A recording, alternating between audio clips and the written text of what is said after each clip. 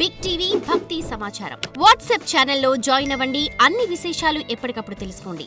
స్వాదిష్టానం చక్రం యొక్క ప్రాధాన్యత, మరి ఆరాధించాల్సిన దైవము, విశేషాలు తెలియచేయండి. స్వాదిష్టాన చక్రం జనరల్గా ఏంటి అంటే స్వాదిష్టానము, దానికి ఆ పేరు పెట్టడానికి కూడా ఏంటి అంటే దేవతలందరూ అధిష్ఠించిన ప్లేసు, అందుకని అధిష్టానం అంటే వాళ్ళు సొంతమైన ప్లేస్ అది. స్వాదిష్టాన చక్రం అంటే దేవుడి యొక్క ప్రదేశం అదే. కాబట్టి అక్కడ ఏంటి అంటే కుండలిని శక్తి మొత్తం అక్కడే ఉంటుంది. దానికి తోడు మీరు చూస్తే అన్నిటికంటే శక్తి కూటైక తాపన్న కట్టెదో భాగధారిణి, ఆ కట్టి ప్రదేశమే శక్తి కూటం. అంటే శరీరం మొత్తానికి శక్తి అన్నది ఎక్కడి నుంచి వస్తుంది అంటే స్వాదిష్టాన చక్రం నుంచే. మొత్తం శరీరం అంతా నిలబడడానికి కారణం స్వాదిష్టాన చక్రం. మరి ఇంత శక్తివంతమైన ఈ స్వాదిష్టాన చక్రంలో ఇప్పుడున్న శక్తి అంటే మామూలుగా ఉన్న శక్తి ఏంటి అంటే మనకి అక్కడ హ్యూమన్గా ఉన్నప్పుడు, మానవుడి కింద ఉన్నప్పుడు మనకి అక్కడ కంపారిజన్ అనే ఒక ఎనర్జీ వచ్చేస్తుంది. అంటే పక్కన ఉన్నందరితో పోల్చుకో ఉంటుంది.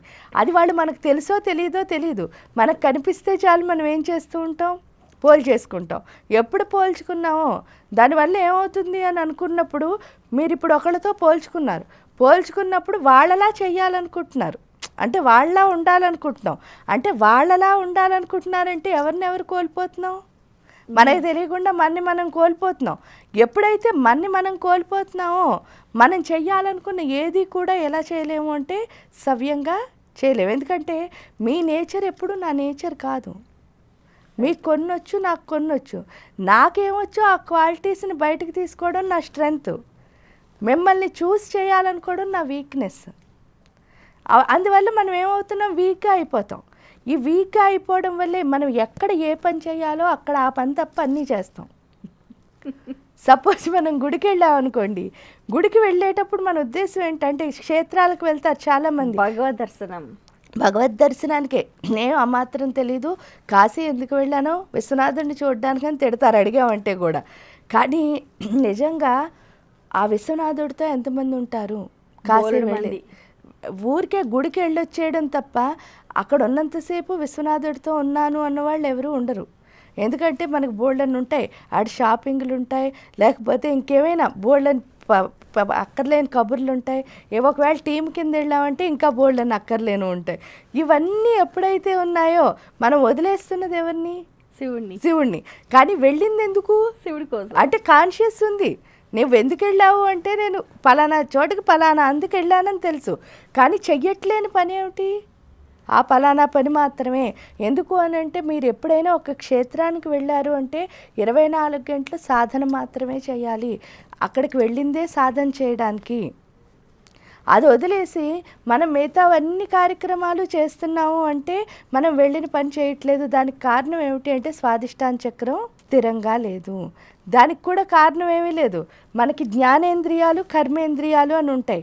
ఈ జ్ఞానేంద్రియ మన శరీరంలో 72,000 నాడీ మండలం ఉంది. 72,000 నాడీ మండలం కలిసే ప్లేసులు 3.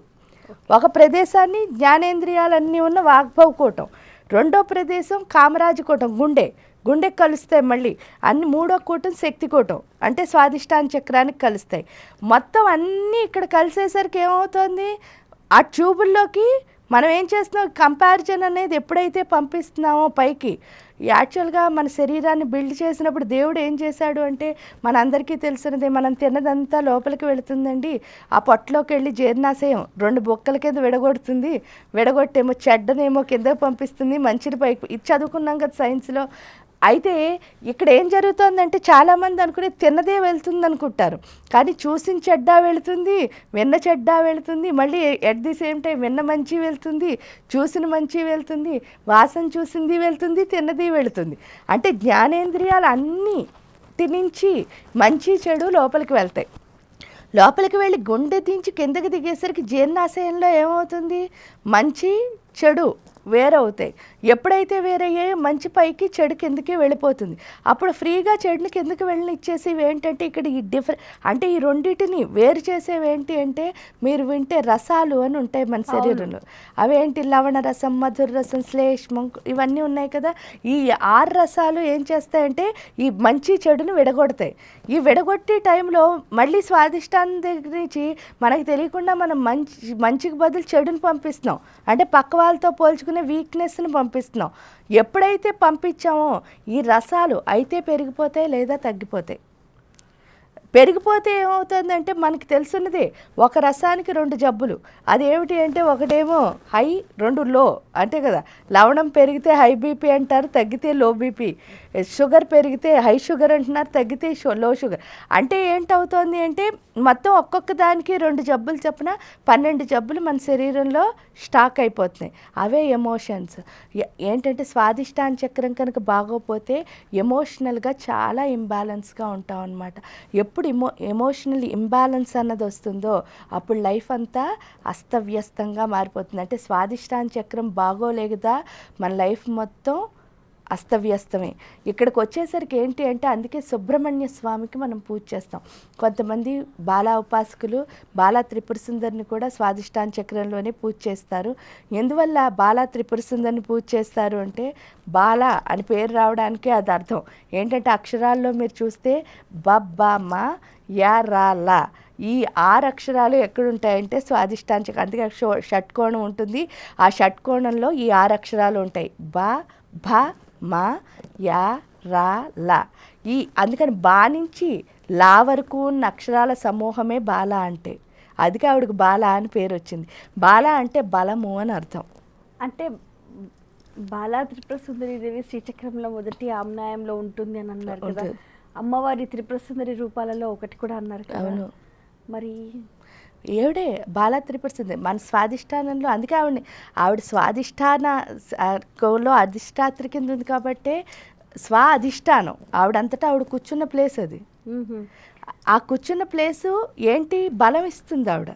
ఆ బలం ఏమిటి అంటే నువ్వు వీళ్ళెవరిని చూడకు, ఎవరిని చూడాలి, నిన్ను నువ్వు చూసుకో. అదే ఆత్మసాక్షాత్కార సిద్ధి అంటారు.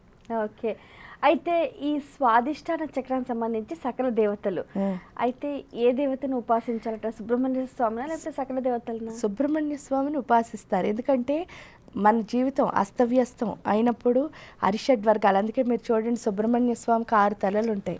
ఆ 6 తలలు ఏంటంటే మన అరిషడ్ వర్గాలే. కామక్రోధ లోభమోహ మదమాశ్చర్యాలు. వీటన్నిటిని ఎవరైతే తీసేసి బ్యాలెన్స్ చేస్తారో ఆయన పేరే సుబ్రహ్మణ్యుడు. సో అందువల్ల ఏంటి అంటే ఆయన్ని ఎప్పుడైతే అక్కడ ఉపాసిస్తామో అస్తవ్యస్తం అయిపోయిన జీవితం కాస్త ఏమవుతుంది, సాఫీగా జరుగుతుంది. దానికి మీకు ఎగ్జాంపుల్ ఒకటి చెప్పచ్చు. ఏమిటి అంటే మానవుడు కనుక తాగాడు అనుకోండి సపోజ్, అంటే తాగితే ఏమవుతాడట, తూలుతూ ఉంటారు. మీరు చూస్తే ఎవరైనా తాగిన వాళ్ళు ఏం చేస్తారు అంటే తూలుతూ ఉంటారు. కానీ పావుకు ఒక లక్షణం ఉందిట. పాము ఎప్పుడు ఎలా వెళ్తుంది, ఇలా మెలికలు తిరుగుతూ వెళుతుంది. కానీ దానికి కనుక తాగించామనుకోండి అది ఎలా వెళుతుందిట, స్ట్రైట్గా వెళ్తుందిట. ఇక్కడ తాగించడం అంటే కూడా అర్థం ఏమిటి అంటే కుండలిని ఎనర్జీ అంటే పాము సుబ్రహ్మణ్య స్వామి. ఇక్కడ సహస్రారాలలో ఉన్న అమృతాన్ని ఏమంటారు, మధువు అంటారు. ఆ మధువుని ఎప్పుడైతే ఈ యొక్క స్వాదిష్టానంలో ఉన్న సుబ్రహ్మణ్యుడు తాగాడో మన లైఫ్ ఎలా ఉంటుంది, అద్భుతం, స్ట్రైట్గా ఉంటుంది. అదే అక్కడ జరుగుతుంది అనమాట. అంటే స్వాదిష్టానానికి ఎప్పుడైతే ఉపాసన చేశామో ఫస్ట్ కలిగేది ఏంటి అంటే ఆత్మసాక్షాత్కార సిద్ధి. ఆత్మసాక్షాత్కార సిద్ధి కలిగితే ఇంకేమవుతుంది, మొత్తం శరీరం మీద ఏం వ్యామోహం లేదు. మీరు ఎప్పుడు నేను అంటే ఏం చూస్తున్నారు, మీ లోపల ఉన్న దాన్ని చూస్తున్నారు. అప్పుడు ప్రతి ఒక్కళ్ళని కూడా మీరు దేని లోపల చూస్తారు, ఆత్మ లోపలే చూస్తారు. ఎప్పుడైతే చూసారో ఇంక శరీరంని చూడనంత వరకు ఇంక మీకు ఎవరితోనూ ఏముండదు, ఏ ప్రాబ్లము ఉండదు. శరీరం చూసినప్పుడు మాత్రమే మనకి ఏమొస్తున్నాయి, అనుమానాలు, ప్రాబ్లమ్స్.